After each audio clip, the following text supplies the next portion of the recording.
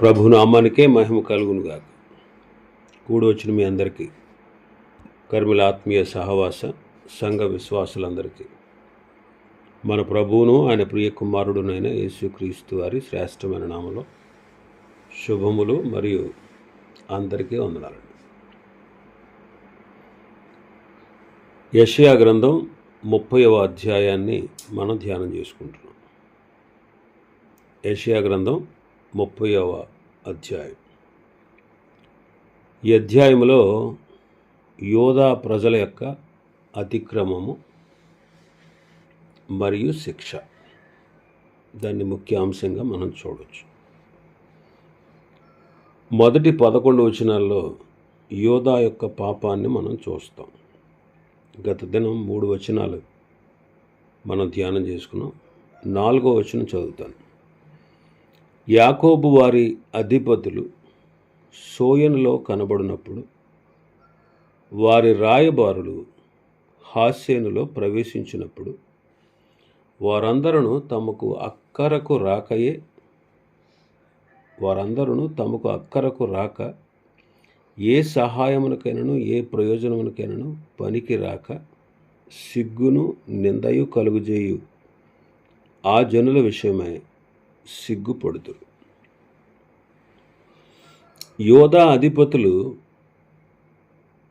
ఐగుప్తులో ఉన్నటువంటి ప్రధాన నగరాలకు వెళ్ళి అక్కడ ఉన్నటువంటి ప్రధానులను వారు కలిశారు. సహాయం కొరకు వారు వెళ్ళి వారిని అర్థించారు. కానీ వారికి సిగ్గే మిగిలింది.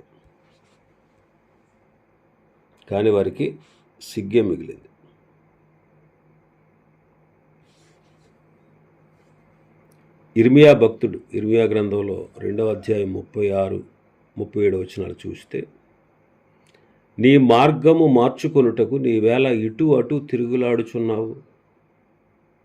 నీవు అష్షూరును ఆధారం చేసుకుని సిగ్గుపడినట్లు ఐగుప్తును ఆధారం చేసుకుని సిగ్గుపడతావు. చేతులు నెత్తిని పెట్టుకుని ఆ జనము నద్ద నుండి బయలు వెళ్ళదు. యెహోవా నీ ఆశ్రయములను నిరాకరించుచున్నాడు, వాటి వలన నీకు క్షేమం కలగదు. అష్షూరును ఆధారం చేసుకుని సిగ్గుపడినట్లు ఐగుప్తును కూడా ఆధారం చేసుకుని నువ్వు సిగ్గుపడతావు అంటున్నాడు. మరి అష్షూరు వారిని ఒకానొక కాలంలో అష్షూరు వారు అందరి మీద యుద్ధం చేసి దండెత్తి దేశాలను పట్టుకుంటున్నారు, జయిస్తున్నారని భయపడి అష్షూరు వారికి పన్ను చెల్లించడానికి వాళ్ళు ఒప్పుకున్నారు. అయినా సరే వాడు పన్నంతా తీసుకుని యుద్ధానికే వచ్చాడు. వాడి వల్ల ఏ విధమైన సహాయం కలగలేదు. అలాగే ఐగుప్తు వల్ల కూడా మీకు సహాయం కలగదు అంటాడు. మన భాగంలో 6వ వచనం చూస్తే, దక్షిణ దేశంలోనున్న క్రూర మృగములను గూర్చిన దేవోక్తి.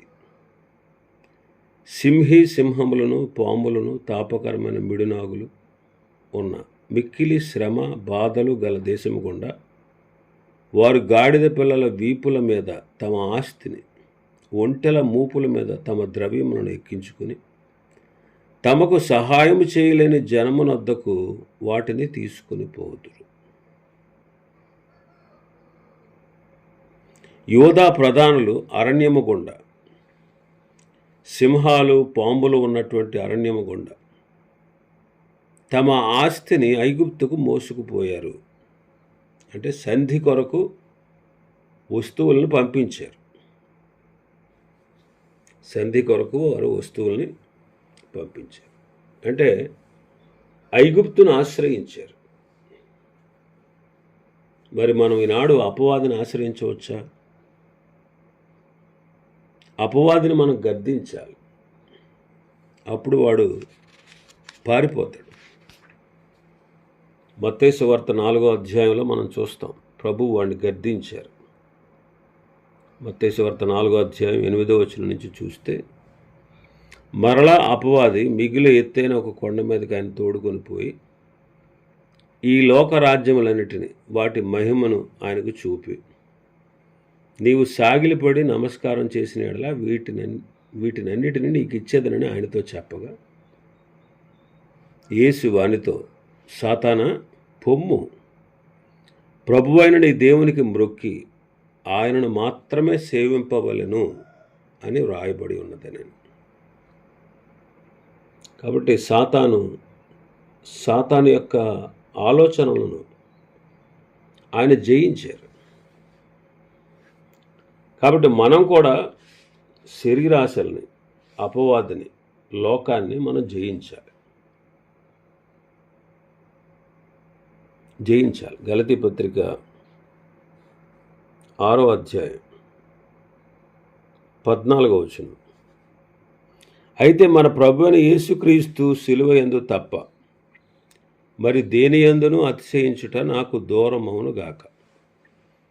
దానివలన నాకు లోకమునకు నేనును శిలువ వేయబడి ఉన్నా. కాబట్టి మనం ప్రభునందే అతిశయించేలాగున అపవాదిని, శరీర ఇచ్ఛలను, లోకాన్ని మనం జయించేవారుగా ఉండాలి. వాళ్ళు ఐగుప్తుని ఆశ్రయించినట్లు మనం అపవాదిని అన్నిటికీ ఆశ్రయించకూడదు. ఐగుప్తు గప్పాల మారి, అందుకే 7వ వచనంలో అంటాడు, ఐగుప్తు వలన సహాయము పనికిమాలినది, నిష్ప్రయోజనమైనది, అందుచేతను ఏమీ చేయక ఊరకుండు గప్పాల మారి అని దానికి పేరు పెట్టుచున్నాడు. ఐగుప్తు వలన సహాయం పనికిమాలింది, నిష్ప్రయోజనమైనది, వాడు ఏమీ చేయలేడు. గప్పాల మారి అని వాడికి పేరు, గొప్పలు చెప్పుకునేవాడని పేరు. కాబట్టి ఐగుప్తు సహాయం మనం ఎప్పుడూ ఆశ్రయించకూడదు. ఐగుప్తు అంటే లోకం.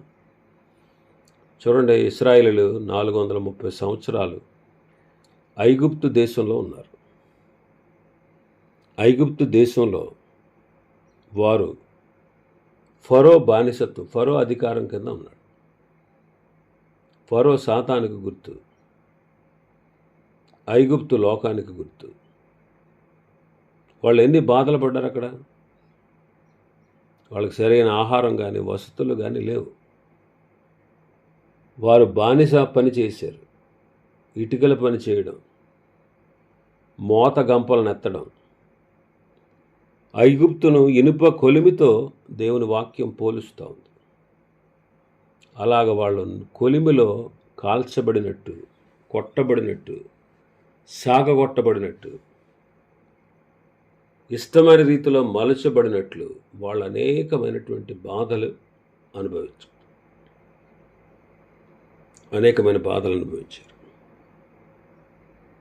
కాబట్టి అలాంటి స్థితిలో నుంచి దేవుడు వారిని విడిపించాడు. మనం కనుక అపవాదిని కానీ, లేకపోతే శరీరాన్ని కానీ, లోకాన్ని కానీ మనం ఎన్నడూ ఆధారం చేసుకోకూడదు. అసలు వాటిని ఆశ్రయించకూడదు. మనకెంతసేపు వాటి మీదే ధ్యాస. శరీరాశలు, నేత్రాశలు, జీవపుటం, లోకంలో ఉండేటువంటి భ్రమలు, అపవాది యొక్క ఆలోచనలు, అపవాదితో సహవాసం, దేవునితో సహవాసం చేయం. ఆయనను ప్రార్థించాలని, ఆయన వాక్యాన్ని ధ్యానించాలనే ఆలోచన మనకు ఉండదు. ఎంతసేపు లోకాన్ని, వాణ్ణి మనం ఆశ్రయిస్తూ ఉంటాం. పనికి మాలింది, నిష్ప్రయోజనమైనది. అసలు వాడి ప్రకారంగా, వాడి ఇష్టానుసారంగా మనం నడిస్తే మనం ఎన్నడూ కూడా వర్ధిల్లలేం. ఇంకా మనం చూస్తే మన భాగంలో 8వ వచనం నుంచి, దేవుని సంగతులు విననొల్లని యోధ 8వ వచనం నుంచి 11వ వచనం వరకు చూస్తాం. రాబో దినములలో చిరకాలము వరకు నిత్యము సాక్ష్యార్థముగా ఉండినట్లు నీవు వెళ్ళి వారి ఎదుట పలక మీద దీన్ని రాసి గ్రంథములో లిఖింపు. వారు తిరుగుబడు జనులు, అబద్ధమాడు పిల్లలు, యెహోవా ధర్మశాస్త్రము విననొల్లని పిల్లలు. దర్శనము చూడవద్దని దర్శనము చూచి వారితో చెప్పువారును. యుక్తవాక్యములను మాతో ప్రవచింపకుడి, మృదువైన మాటలనే మాతో పలుకుడి. మాయా దర్శనములను కనుడి, అడ్డము రాకుండా త్రోవ నుండి తొలగుడి. ఇశ్రాయేలు పరిశుద్ధ దేవుని సంగతి మా ఎదుట ఎత్తకుడి అని భవిష్యత్ జ్ఞానముతో పలుకువారునై ఉన్నారు. దేవుడు ప్రవక్తను ఏమన్నారు?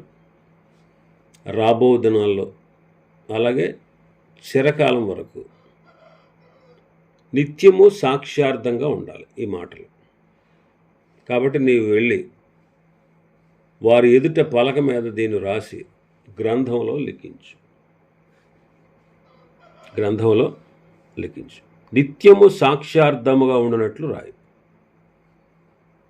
యోధావారు దేవుని మాట వెనక తిరగబడిన విధానము రాయి అని యెషయాతో దేవుడు సెలవిచ్చాడు.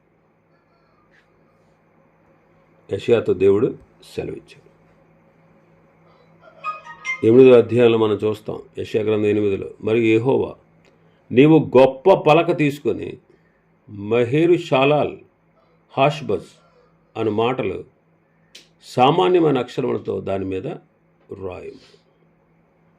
గొప్ప పలక తీసుకొని, అంటే బోర్డు అనమాట, సైన్ బోర్డు.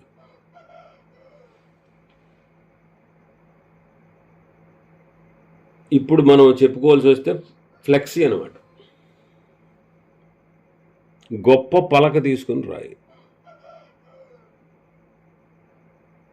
దేవుడు ప్రకటించమని చెప్పినప్పుడు ప్రవక్తలు ప్రకటించారు. రాయమని చెప్పినప్పుడు భక్తులు రాశారు. ప్రకటించమన్నప్పుడు ప్రకటించారు, రాయమన్నప్పుడు వాళ్ళు రాశారు. రాతి పలకల మీద, రాళ్ల మీద చెక్కారు, బలిపీఠం కట్టి దాని మీద రాశారు. ఇలాగా చాలా సందర్భాల్లో భక్తులు దేవుడు ప్రకటించమని చెప్పి ప్రకటించారు, రాయమని చెప్పి రాశారు.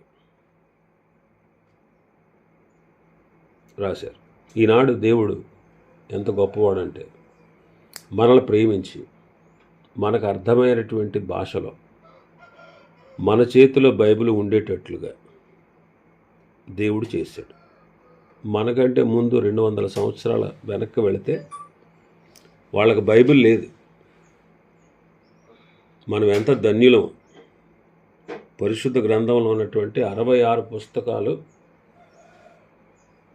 ఒకే గ్రంథముగా సమకూర్చి దేవుడు మనకి ఈ గ్రంథాన్ని అనుగ్రహించాడు. మరి ఇది దేవుని కథ, దేవుని వార్త. ఇది దేవుని వార్తే కాదు, నిన్ను గూర్చిన నన్ను గూర్చిన వార్త. నిన్ను గూర్చిన నన్ను గూర్చిన వార్త. నీ కథ నా కథ కూడా ఇందులో ఉంది. దేవుని కథ మనం తెలుసుకుంటే, వింటే, చదివితే మన కథ కూడా అందులో ఉంది కనుక అది మనకు బాగా అర్థమవుతుంది. ఎంత గొప్ప దేవుడు అంటే మన దేవుడు నిన్ను నన్ను ప్రేమించి తన కథను రాసినటువంటి గ్రంథాన్ని మనకిచ్చాడు. మళ్ళీ అర్థం కాని భాషలో కాదు, అర్థమయ్యే భాషలో. ఒక విధంగా చెప్పాలంటే, బాబేలు గోపురం దగ్గర భాషలను తారుమారు చేసి ఒకరి భాష ఒకరికి అర్థం కాకుండా, కొంతమందికి ఒక భాష, కొంతమందికి ఒక భాష, అలాగా కొంతమందిని అలా భాషలుగా విభజించి వారికి భాషలు ఇచ్చి ఒకరి భాష మరొకరికి అర్థం అవ్వక వాళ్ళందరూ ఒకే చోట ఉండగా చెదరగొట్టబడేటట్లు, భూమి అంతా చెదిరిపోయేటట్లు దేవుడు చేశాడు. దేవుని ఉద్దేశం అది, భూమిని నిండించాలి. ఆదాముతో నోవాహుతో కూడా అదే చెప్పాడు. భూమిని నిండించాలి, కానీ వాళ్ళందరూ ఒకే చోట ఉండాలి అనుకుంటున్నారు. మరి చెదిరిపోవాలి, భూమి నిండాలంటే ఏం చేయాలి? భాషలు ఇవ్వాలి. అందుకే బాబెలు గోపురం దగ్గర వారి మాట ఒకరికొకరికి అర్థం కాకుండా తారుమారు చేసి భాషలు ఇచ్చి వారిని ప్రపంచంలో భూమి అందంతటా చెదరగొట్టారు. ఏ భాషలైతే వాళ్ళకి ఇచ్చాడో అక్కడ ఆ భాషల్లో పరిశుద్ధ గ్రంథం తర్జుమా చేయబడింది. దేవుని గూర్చినటువంటి సత్యం వెల్లడి అవుతావు. కాబట్టి బైబిల్ కొనుక్కున్నావు, ఎందుకు కొన్నావు?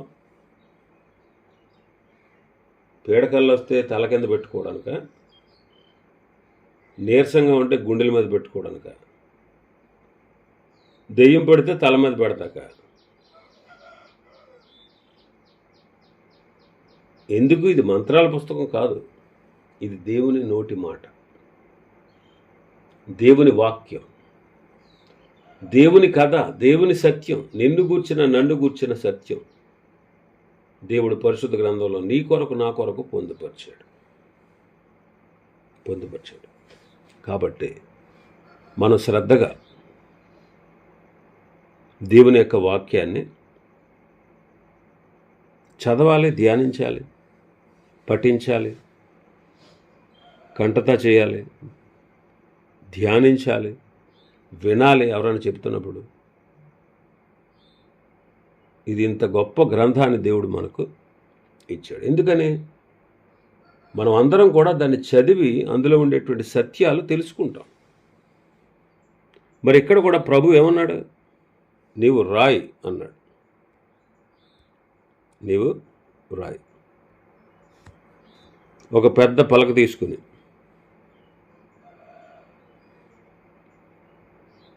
చిరకాలం వరకు నిత్యము సాక్షార్థంగా ఉండేటట్లు పలక మీద రాయి, గ్రంథములో కూడా లెక్కించు అన్నాడు. అయితే వాళ్ళు ఎలాంటి వాళ్ళంట? 9, 10, 11 వచనాలు. వారు తిరుగుబడు జనులు, అబద్ధమాడు పిల్లలు, యెహోవా ధర్మశాస్త్రము విననొల్లని పిల్లలు. దర్శనం చూసేవాడితో ప్రవక్తలు ఆ కాలంలో దర్శనం చూసేవారు. ఇప్పుడు దర్శనాలు అవసరం లేదు, ఎందుకంటే పరిశుద్ధ గ్రంథం పూర్తిగా మన చేతికి వచ్చింది. ఇప్పుడు దర్శనాలు ప్రభు నాకు కనబడాలి, నాకేదో చెప్పాలి అని అడగాల్సిన అవసరం లేదు. కానీ ఆ కాలంలో దర్శనం చూసేవారు ప్రవక్తలు. దర్శనం చూడొద్దని చెప్తున్నారంట.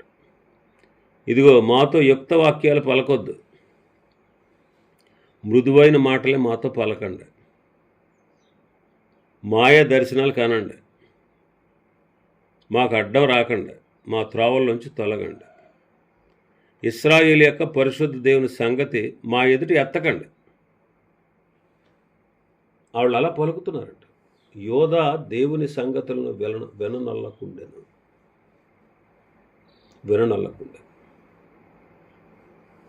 యోధా పాపాన్ని గూర్చి రాశాడు. అందుకే భక్తుడు వాళ్ళ తిరుగుబాటు, వారిలో ఉన్న అబద్ధం, వారి అవిధేయత, వారి దుర్గుణాలు, వారి మీదకు వచ్చినటువంటి తీర్పులు, వారిని దేవుడు విమర్శించినటువంటి విషయం, వాళ్ళను దేవుడు విడిచిపెట్టాడనే సంగతి, ఇవన్నీ రాసి ఇవన్నీ వాళ్ళకి తెలియపరిస్తే వాళ్ళు ఏమంటున్నారు? తిరగబడుతున్నారు. ధర్మశాస్త్రాన్ని విననొల్లని పిల్లలు. నీవు యుక్త వాక్యాలు మాకు చెప్పొద్దు, మాతో ప్రవచింపవు, మృదువైన మాటలు చెప్తే చెప్పు, అంతే తప్ప నువ్వు గద్దించి ఇదిగో నీకు మీద శిక్ష వస్తుంది, నిన్ను దేవుడు శిక్షించబోతున్నాడు, నిన్ను దేవుడు నాశనం చేయబోతున్నాడు, నీ మీదకి శాపం రాబోతుంది, నీ పరిస్థితి అలా అయిపోతుంది, ఈ మాటలని చెప్పుకో. మృదువైన మాటలని చెప్పు. ఈ రోజుల్లో కూడా ప్రజలు కోరుకునేది అదే కదా. ఈ రోజుల్లో కూడా ప్రజలు కోరుకునేది ఆశీర్వాదాలు.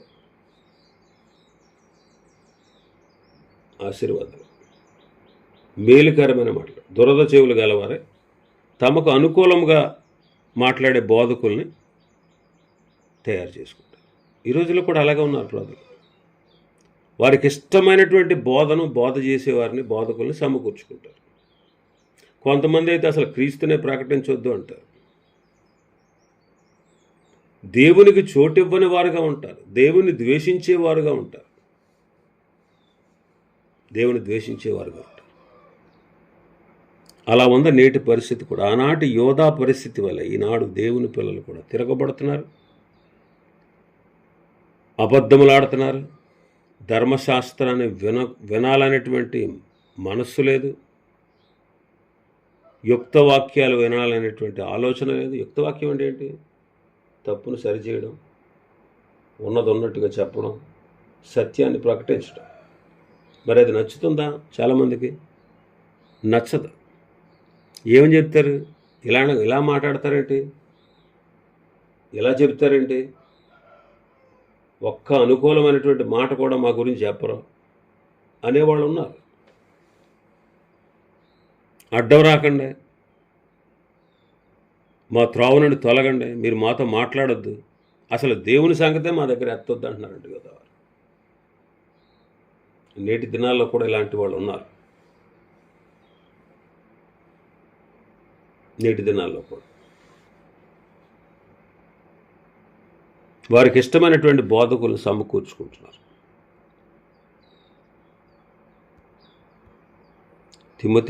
తిమోతి పత్రిక 2వ పత్రిక 4వ అధ్యాయం 3వ వచనం. ఎందుకనగా జనులు హితబోధన సహింపక దురద చెవులు గలవారే తమ స్వకీయ దురాశలకు అనుకూలమైన బోధకులను తమ కొరకు పోగు చేసుకుని సత్యమునకు చెవినివ్వక కల్పనా కథల వైపు తిరుగు కాలము వచ్చు. కొంతమంది అయితే అసలు ప్రకటించొద్దే అంటారు. అపొస్తలుల కార్యములు 4వ అధ్యాయం 17వ వచనం. అపొస్తలుల కార్యములు 4:17. అయినను ఇది ప్రజలలో ఇంకా వ్యాపింపకుండుటకై ఇక మీదట మీరు ఈ నామమును బట్టి ఏ మనుషునితోనైనా మాట్లాడకూడదని మనం వారిని బెదురు పెట్టవలనని చెప్పుకున్నారు. 5వ అధ్యాయం అపొస్తలుల కార్యములు 28వ వచనం చూస్తే ప్రధాన యాజకుడు వారిని చూచి, మీరు ఈ నామమును బట్టి బోధింపకూడదని మేము మీకు ఖండితముగా ఆజ్ఞాపింపలేదా? ఇదిగో మీరు యెరూషలేమును ఈ బోధతో నింపి ఈ మనుషుని హత్య మా మీదకు తేవాలని ఉద్దేశించుచున్నారని చెప్పాను. అందుకు పేతురును అపొస్తలులను మనుషులకు కాదు దేవునికే మేము లోబడవలను గదా అంటారు. దేవునికి చోటివ్వని వారుగా ఉన్నారు ఈ రోజుల్లో కూడా ప్రజలు. రోమపత్రిక 1వ అధ్యాయం 28వ వచనం. మరియు వారు తమ మనస్సులో దేవునికి చోటియ్యనొల్లకపోయారు కనుక చేయరాని కార్యములు చేయుటకు దేవుడు భ్రష్ట మనస్సుకు వారిని అప్పగించాడు. భ్రష్ట మనస్సుకు వారిని దేవుడు అప్పగించాడు. యోహాను సువార్త 15వ అధ్యాయం 23-24 వచనాలు. నన్ను ద్వేషించువాడు నా తండ్రిని కూడా ద్వేషించుచున్నాడు. ఎవడునూ చేయని క్రియలు నేను వారి మధ్య చేయకుండిన ఎడల వారికి పాపము లేకపోవును. ఇప్పుడైతే వారు నన్ను నా తండ్రిని చూచి ద్వేషించి ఉన్నారు. కాబట్టి నేటి దినాల్లో మనం ఎలా ఉన్నాం? వాక్యం పట్ల, దేవుని యొక్క ఉపదేశం పట్ల, దేవుని పట్ల మన వైఖరి ఎట్లా ఉంది? ఎంత గొప్ప దేవుడు మన దేవుడు! మనల్ని ప్రేమించి, నన్ను ప్రేమించి పరిశుద్ధ గ్రంథాన్ని దేవుడు మనకిచ్చాడు. మరి ఆ వాక్యం పట్ల, ఆయన ఉపదేశం పట్ల మన పరిస్థితి ఎలా ఉందో ఒకసారి మనం పరీక్షించుకోవాలి. ఇంకా చాలా విషయాలు ఉన్నాయి. ప్రభు చిత్తమైతే రేపటి దినం మరికొన్ని విషయాలు ధ్యానం చేసుకుందాం. దేవుడి వర్తమాన వాక్యాన్ని మన వినికిడిలో ఆశీర్వదించునుగాక. ఆమేన్.